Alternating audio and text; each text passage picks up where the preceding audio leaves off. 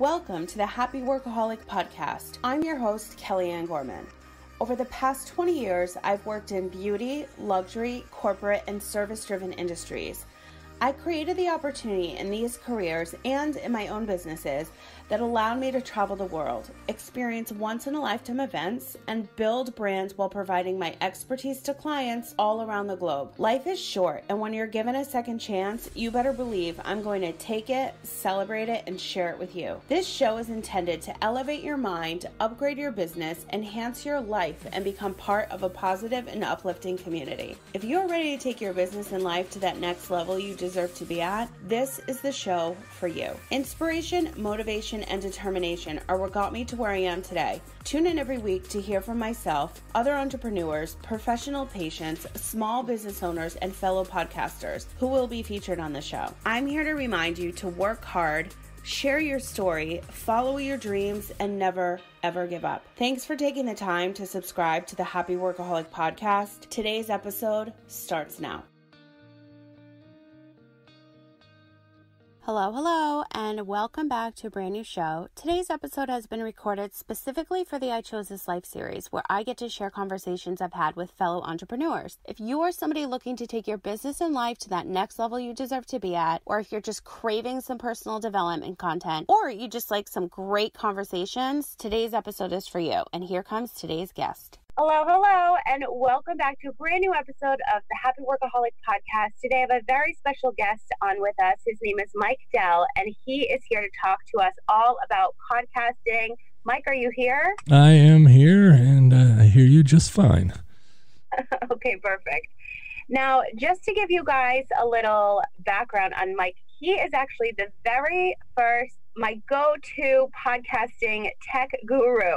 So almost 3 years ago now, when I started my podcast, I went to Blubrry because I had been binging everything on YouTube and Google, and I was trying to figure out how to launch my podcast, and I found Blubrry. And so with the technology and the formats and all the steps and everything that he's going to go into in a minute, everything they have for us podcasters is so simple and easy to navigate. And I use this platform, this hosting platform, for all of my clients. So I'm almost at 20 different podcasts, and they're all using Blubrry because it's so simple to use. So whenever I got stuck, Mike was my go-to guy. So I'm so excited that he's here with us to talk about all things podcasting. How are you, Mike? Oh, doing good. Of course, this time, I don't know when you're going to be playing this, but the whole lockdown and quarantine thing is going on, and not much of a change for me, but the rest of our company, we had to spread everybody out. So, but yeah, it's going good here. It is a crazy time, and being a podcaster, our lives haven't really, we're used to this. So it's very strange that so many other people have to get used to this now. So I always try to give them tips and tricks on how to work successfully from home, because usually that's our go-to, right? Our everyday norm. Oh, yeah. And, it was funny. Yesterday, Todd and I, our CEO, we got together and recorded a demo on how to record from home. He was on his way into his office. He's got a private office. It's only like 11 minutes from where he lives, and he's the only one in there, so he can still go into the office. But anyway, he was listening to Howard Stern just to see how they were getting along, and they were all doing it from home, and the audio was garbage.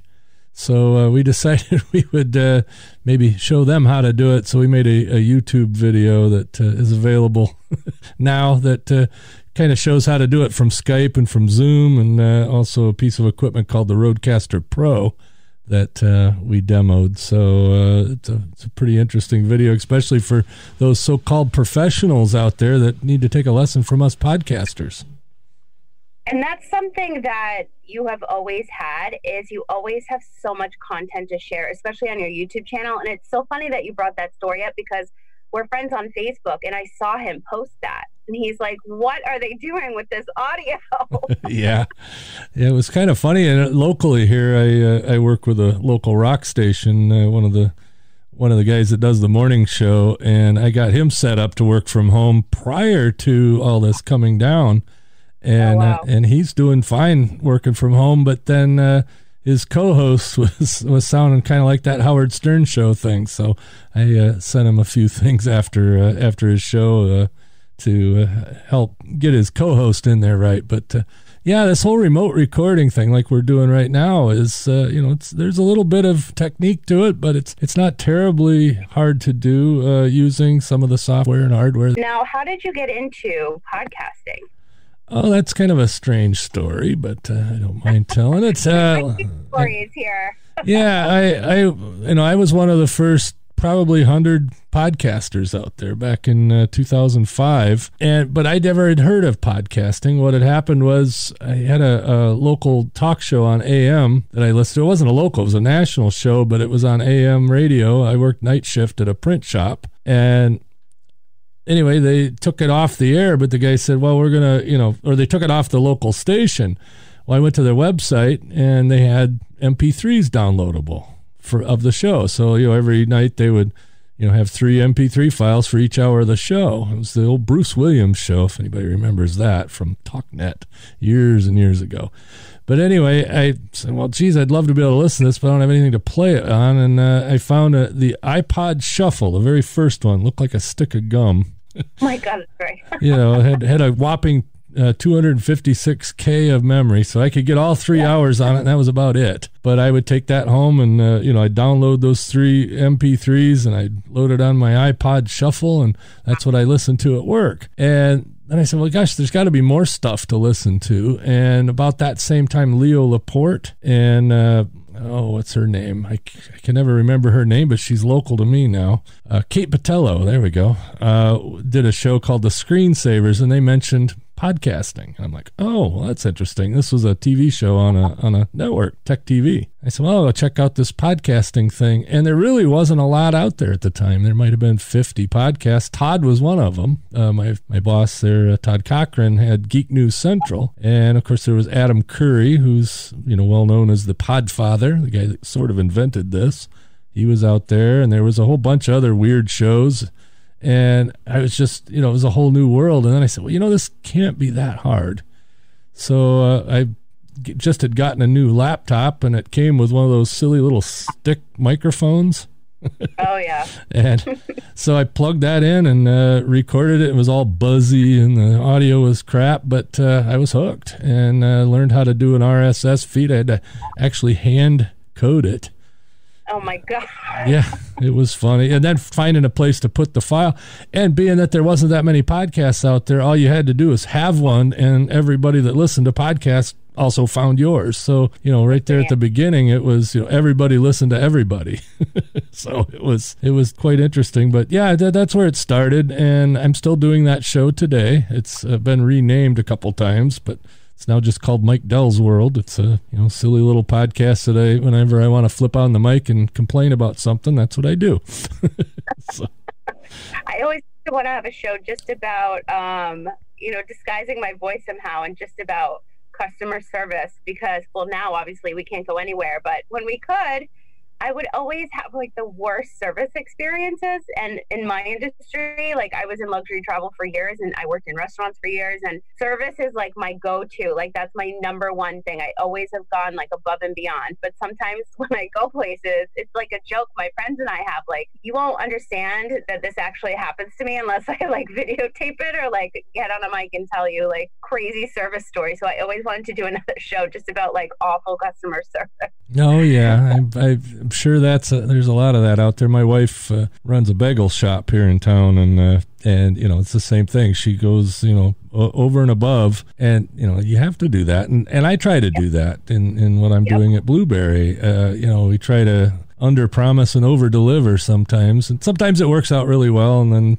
then sometimes you get the few customers that how should I say it?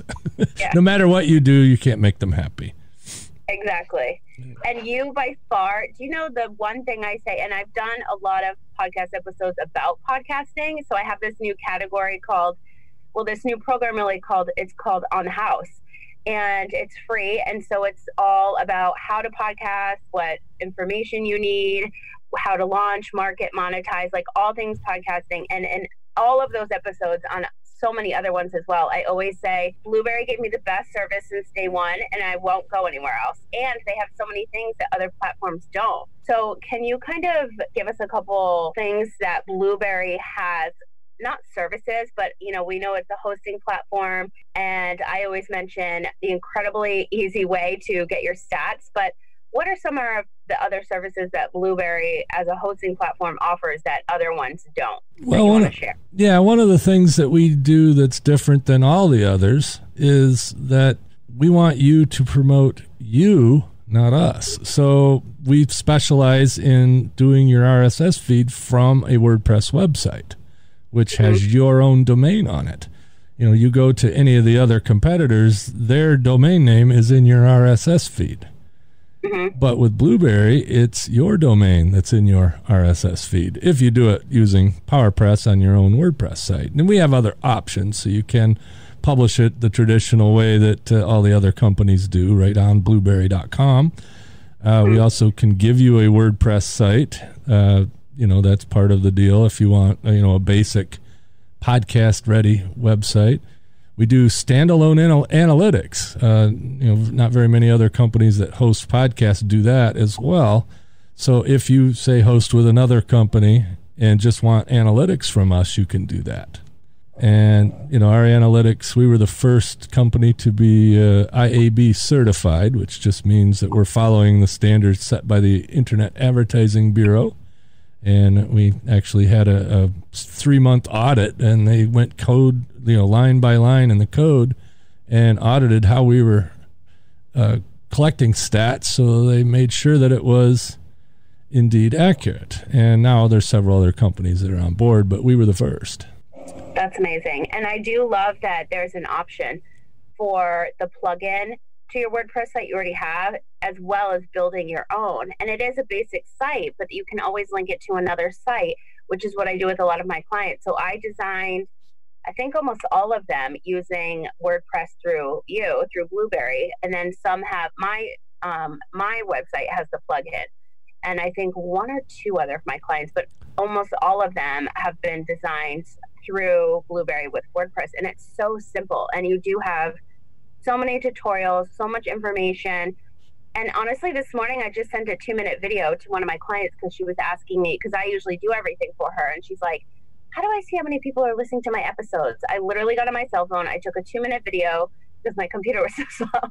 And I just showed her the dashboard. I'm like, your password is this. I don't know how I always memorize the passwords, but I'm like, here's your password, because you probably don't remember it, because she never logs in. And I'm like, you go here, here, and here. If you want the documents, exported in a PDF, it's literally a button you press, PDF, and that's it. So if you're looking to pitch brands and they want to see your stats, it's so simple. And you could just add that to your media kit, or, I just think that from somebody that had no idea what the hell I was doing and finding Blubrry, it literally saved my life. And now you guys have so many other options that other platforms I know don't exist, like iHeart and Pandora and Deezer and Audioburst. And it just makes everything for especially a brand new podcaster so simple to be able to gain more listeners, being able to be on more platforms. And I really love that option. And I share that with all my clients right away. And they're like, how do you get on all these platforms? I'm like, Blubrry. I've been preaching Blubrry for 3 years.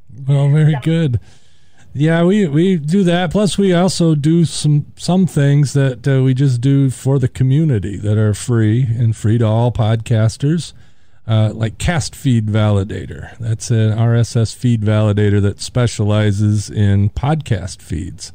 There's a lot of feeds out there. Yes, it's all kind of techie geeky, but they're basically PowerPress, or not PowerPress, but podcasting itself runs on RSS. And RSS has to be formatted in a certain way for all these platforms to pick it up properly. And so we have a place where you could just go plop your RSS feed in there, castfeedvalidator.com, and it'll tell you what's wrong with your feed if there's anything wrong with it, and tells you a lot of statistics about it. And it doesn't matter where you're hosting that RSS feed. And so we do that for free. We do another one called podcastmirror.com, which is, say you're on a really slow website, or say you're on a platform that doesn't let you own your feed, you could run it through Podcast Mirror and then submit that to all the directories. And that way you have control over it. So when you want to leave that platform and go to a different platform, you just change the feed at Mirror and nobody else knows that the feed changed. So that's, kind of a little insurance policy. Plus it makes the feed faster and, lots of other geeky things about it. I tend to get a little overly geeky. So if I do, tell me to stop. But those two I've used for somebody, if they're brand new to podcasting, it's great to submit the feed because it literally pops up green checks if you're good to go, or red, like, no, you need to fix this right away. So it's like a red flag, you fix it, you move on. That's so great to have available for somebody that's new and doesn't really know what they're doing. They're just kind of following the steps like I did 3 years ago. And then with the Mirror, that's what we just did when I took one of my clients from Libsyn over. I remember using that, and you helped me with that. And I'm like, how can we make this as seamless as possible? And you're like, just use this. One click.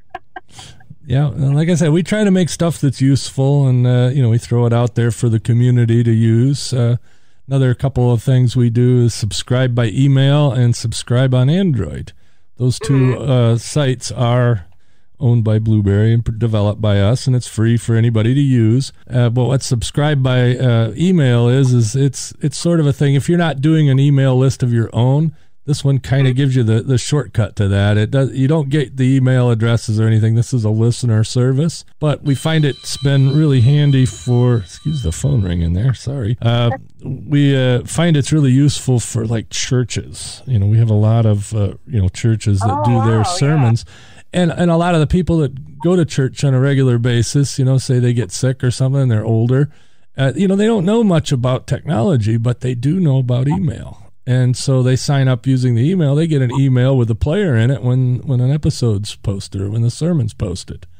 So have you seen an increase in that on your end because nobody can go to church right now? Everybody's doing online things. I haven't pulled the stats on that recently, but yeah, that's something we're definitely going to look at. But I would imagine it's gone up a bit for sure. And then, how do you choose which companies you partner up with? We don't really partner up with a lot of companies. We did with Audio Burst, and we did with Triton Digital, and a few other, one-off things. But we, as far as all the podcast directories, the truth is, all you need is an RSS feed. You can get into anything. Yeah. We just make tutorials that make it easier, and we have a simple way of doing a lot of those. But for the most part, all you need is a valid RSS feed, and you can go anywhere. And any place that takes an RSS feed. Now there are exceptions to that. I know Libsyn for a little while had an exclusive with Spotify. Of course, that didn't last, but that they do that. Some companies will start out dipping their toe into podcasting and say, well, we'll only take shows from this place.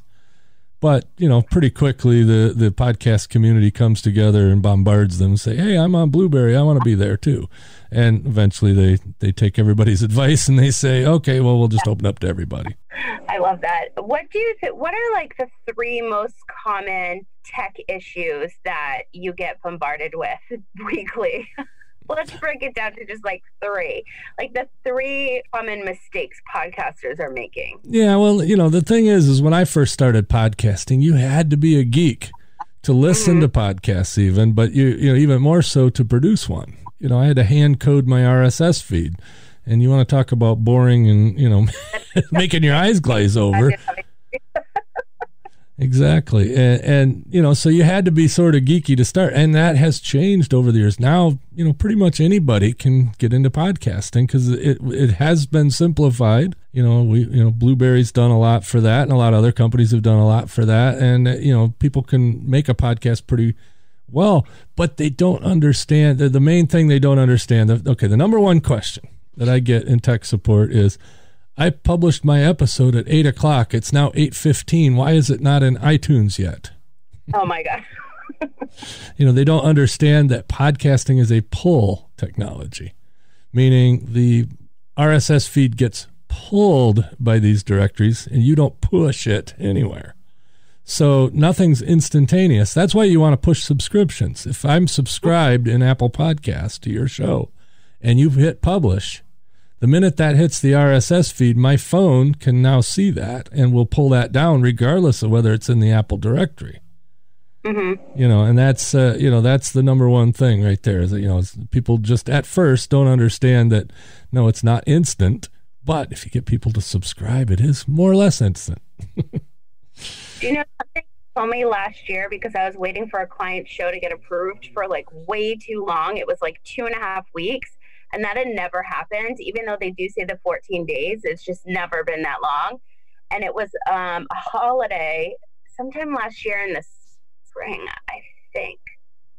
Anyway, you said to me, well, there's only 5 people working to approve these shows. And I've told people that, and I'm like, you have to be patient because these 5 bodies are like approving millions of podcasts.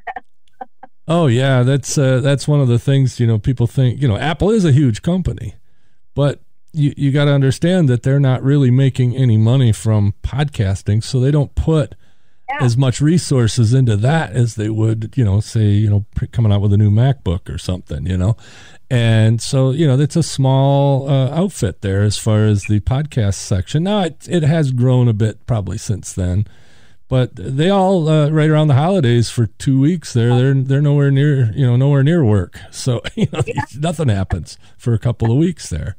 And did that happen? I'm so glad it did, because now that's always in the back of my mind when I'm going to launch a show for a client. I'm like, nope, we got to do it another week. I'm like, they're not going to approve it.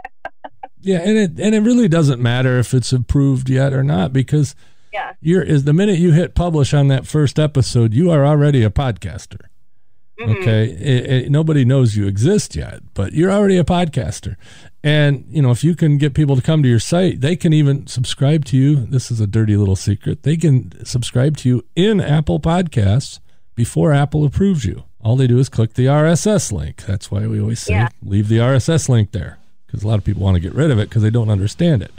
But if I click that on my iPhone, it's going to open podcasts on my iPhone and ask me if I want to subscribe. So you don't even have to be in Apple Podcasts directory or be approved by Apple to be listened to on Apple.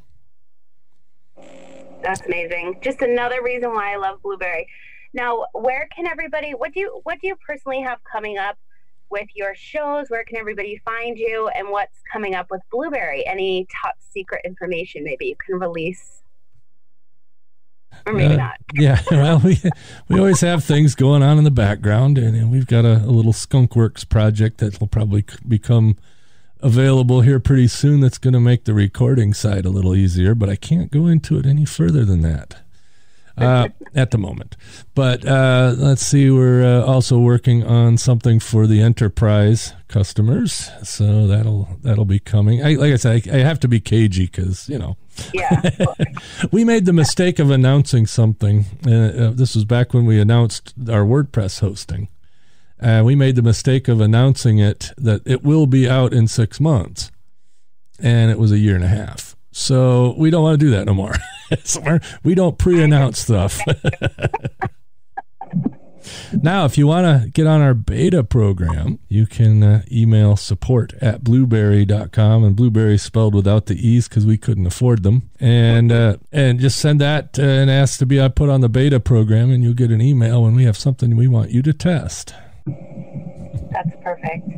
Thank you so much for taking the time to be on the Happy Workaholic podcast. I've been wanting to do this for so long, and I'm so glad because, you guys just go above and beyond since day one, and I will never move my show for Blubrry, and either will any of my clients.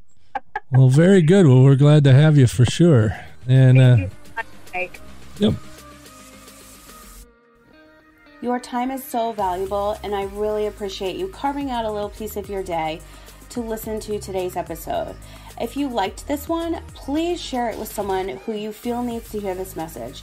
And don't forget to tag me at The Happy Workaholic on Facebook and Instagram so I can feature you on my stories. Listening on Apple Podcasts?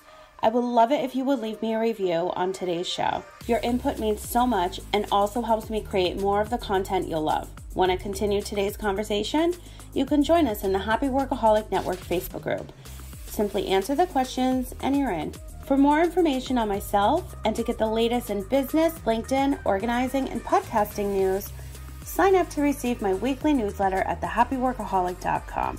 I hope that your day continues to be happy, healthy, positive, and productive, and I'll talk to you again soon.